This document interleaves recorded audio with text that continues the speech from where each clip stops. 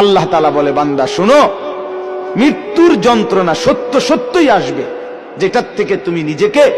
পলায়ন করছিলে, মরতে তুমি কখনোই চাচ্ছিলে না, কিন্তু এটা শুনে নাও,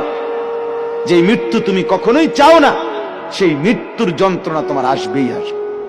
সাকরাতুল মউত, হাত্তাকে এমনকি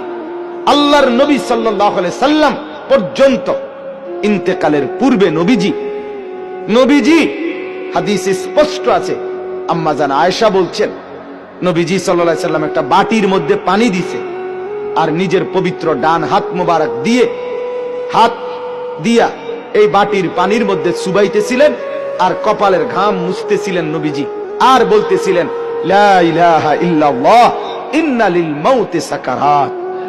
আল্লাহ আপনি ছাড়া আর কোন ইলাহ নাই, আহা মৃত্যুর তো বড়ই যন্ত্রণা। নবীজি বলতেছিলেন,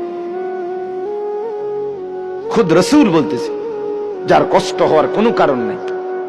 শুধু আল্লাহ তাআলা দেখাচ্ছিলেন, বন্ধু আপনার উম্মতের হালাত কেমন হয়। নবীজি বলতেছিলেন, হায় মৃত্যুর তো বড় যন্ত্রণা।